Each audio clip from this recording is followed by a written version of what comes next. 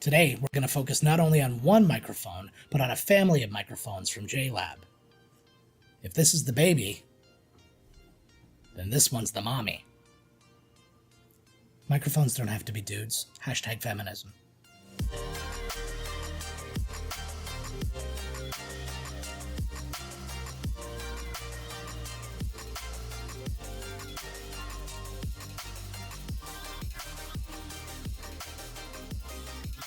Hey everybody, welcome back to the channel. I am Joe Finley, and today we are diving into the JLAB family of microphones. This bad boy right here is the JLAB Talk PRO microphone, and this little guy is the JLAB Talk Go. We're going to look at the Pro first.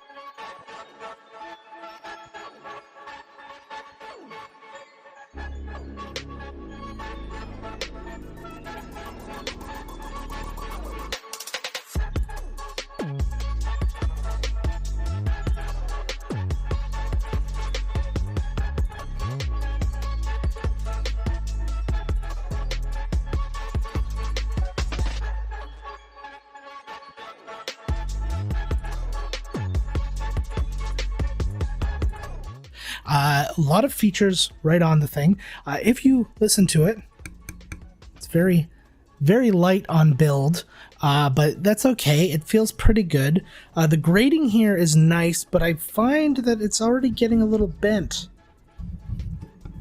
in some spots. It kind of ruins the aesthetic just a little bit. It's just noticeable to me. You wouldn't see it, but I really like this overall look. I think it's cool with the blue coming out of the middle. Very nice. Also very nice, the 10-foot braided USB cable with the 90-degree bend in it right here. Very good because, again, it helps you with your mic placement. If you have a short cable, you're really limited on what you can do and being able to move your mic around and all that kind of stuff. So kudos to them. But let's get right into everything that's on this microphone.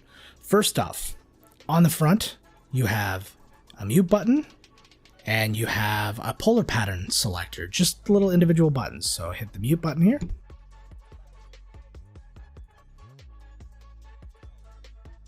That I hit the mute button. Wonderful. It glows green when it's not in use, which shouldn't glow at all if it's not in use. Glows red when it's in use. The little button underneath is actually the JLAB logo, and selecting that, you can go to your different polar patterns. So right now we're on the cardioid. Just usual kind of old thing. Now we're on the stereo, which I always like to do because then we can come over on this side, and then we kind of come over on this side ASMR style, and we whisper in your ear that everything's gonna be okay. Now we're on the bidirectional, and again you're gonna get the same stuff from this side as you are over on this side. And then you're omnidirectional, so it shouldn't change no matter what direction I'm going in. It should be good all the same all the way around. On the back, you're going to see a couple of knobs. Well, you'll see one knob if I just bend it. That's the couple of knobs. So the one on the top is actually the gain for the microphone, and the one on the bottom is the volume for the headphones. Now, I want to say a little bit about the headphones on here. If I can turn this towards you. So there you go. You can see it here. There's your headphone jack. My issue with the headphone jack is that it doesn't say headphones or have the little headphone icon that you're used to seeing. It says aux. Now, whenever I see that, I assume it's an input. So I saw that and I got really confused because I've got this volume thing, I've got this gain, and I'm like, what is the aux? Like, can I put another source into this? Am I able to feed like my phone into it or something like that? No, it's just an auxiliary out, but it's not auxiliary. It's for one thing only, and it's for your headphones. So get it together. And the other thing, while we're down here, so you can see this beautiful little LED light, and there's a little button here that lets you change. Very cool. Here's the problem with that. Can you see it? I can't see it at all. Like, I'm holding my hand 2 inches underneath and I get the faintest amount of green on there. And that could be anything. I could get just as much of a reflection off of this shirt.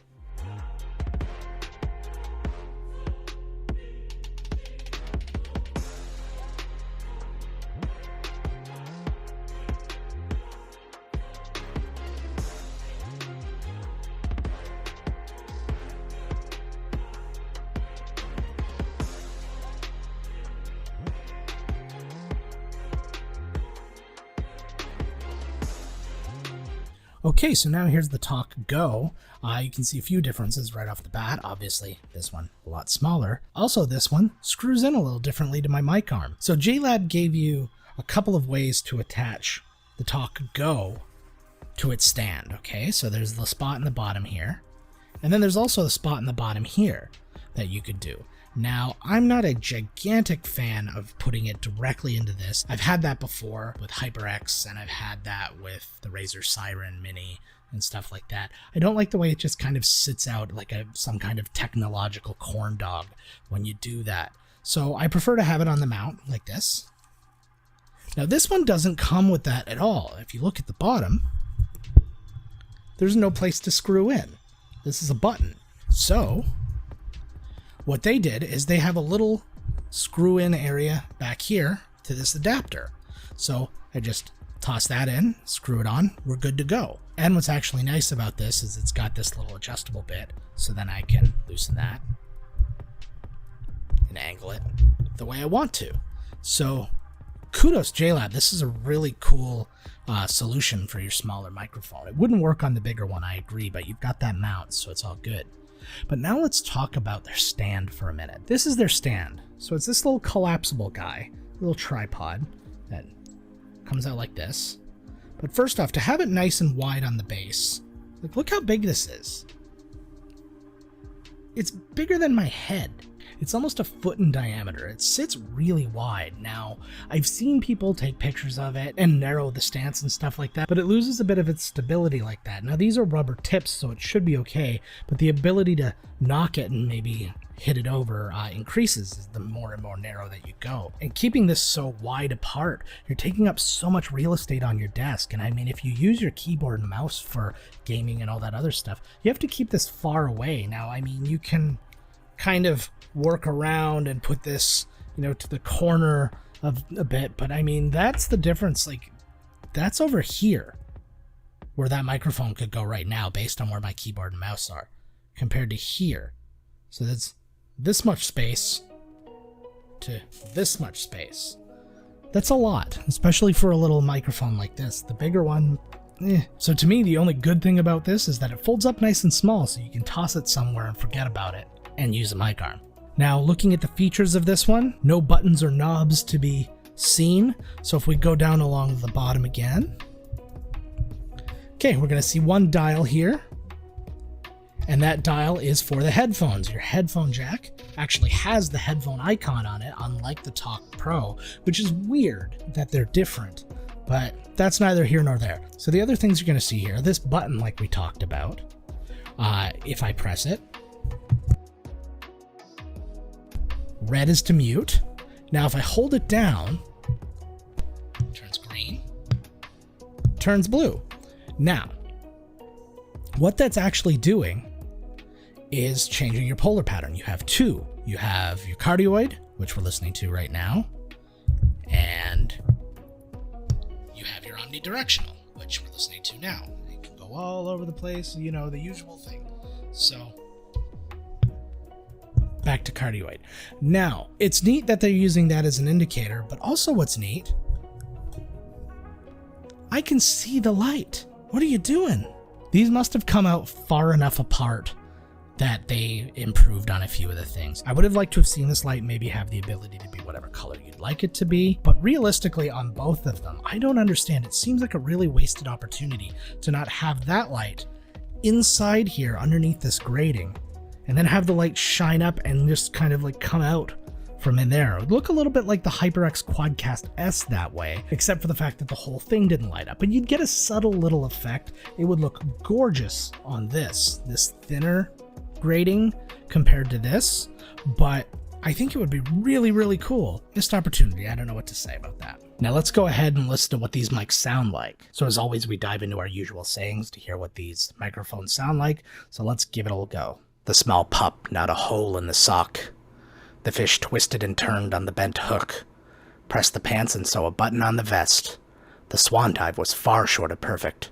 The beauty of the view stunned the young boy. The small pup gnawed a hole in the sock. The fish twisted and turned on the bent hook. Pressed the pants and sew a button on the vest. The swan dive was far short of perfect. The beauty of the view stunned the young boy. Alright, they both sounded good. Now let's run them through a few VSTs and see if we can't make them sound a little bit better. The small pup gnawed a hole in the sock. The fish twisted and turned on the bent hook. Pressed the pants and sew a button on the vest. The swan dive was far short of perfect. The beauty of the view stunned the young boy. The small pup gnawed a hole in the sock. The fish twisted and turned on the bent hook. Pressed the pants and sew a button on the vest. The swan dive was far short of perfect. The beauty of the view stunned the young boy. The small pup gnawed a hole in the sock. The fish twisted and turned on the bent hook. Pressed the pants and sew a button on the vest. The swan dive was far short of perfect. The beauty of the view stunned the young boy. The small pup gnawed a hole in the sock. The fish twisted and turned on the bent hook. Pressed the pants and sew a button on the vest. The swan dive was far short of perfect. The beauty of the view stunned the young boy. The small pup gnawed a hole in the sock.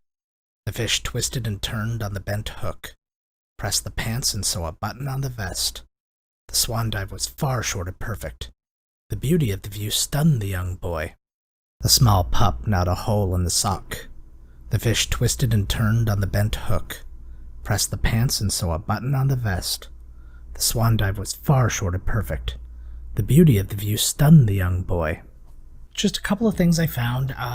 Again, with the OBS noise gate, had a little bit of trouble with the Talk Pro. It just cut me off just a little bit at the end. Again, it's a really fine line to eliminate the noise, eliminate any surrounding tapping or doing whatever, and actually eliminating the voice. The other problem too is that the gain on this thing doesn't really do a lot. I put the gain all the way up, I put the gain all the way down. I'm talking like maybe 10 decibels, probably not even that much. But now let's get into value. So the Talk Pro costs $149 US. The Talk Go here, $49 US. So the question becomes, if you were to make a choice between these two, is this one $100 better than this one? And I'd say no. And don't get me wrong, I like this microphone, it's good. But depending on your needs, you might not need everything that this has to offer. You might not need the extra polar patterns. I don't know anybody really who needs anything beyond the cardioid unless they're planning on using it for a podcast and plopping one microphone down in the middle and having everybody speak around it, or for an interview or something like that. But aside from that, no. Even the stereo polar pattern, that's for like recording music and stuff like that, and I don't recommend using a USB microphone to record music. So when you look at this little guy, $49. I mean, that's in line with the Razer Siren Mini. This actually has a few little features. You can change polar patterns, which the Siren Mini can't. You can plug your headphones directly into it, which you can't do with the Siren Mini. I like the overall sound of the Siren Mini just a little bit more, but I mean, negligible. This one sits so nice on the mic arm too. I think that this one is a definite recommend. I mean, the Talk Pro, also very good, and I could see you buying it. It's on the lower end price of a higher end microphone, so that's good. But when you start getting up into that price range, you start getting microphones that just have better features. You can get the Wave 1, which has the whole wavelength software. There are just a lot of options around there. When it comes to the light version, it's hard to find something with the overall value that this one has. So I would highly recommend this one. I would medium recommend the Talk Pro. Whatever medium recommend means. Let me know in the comments which of the two mics you like better and if you're thinking about buying either one of them. What is it that you're looking for in a mic for streaming or podcasting or anything like that? And if you enjoyed the video, make sure to click like, click subscribe, hit the bell for the notifications, all those good things. They help me immensely. But until next time, guys, let's get to work.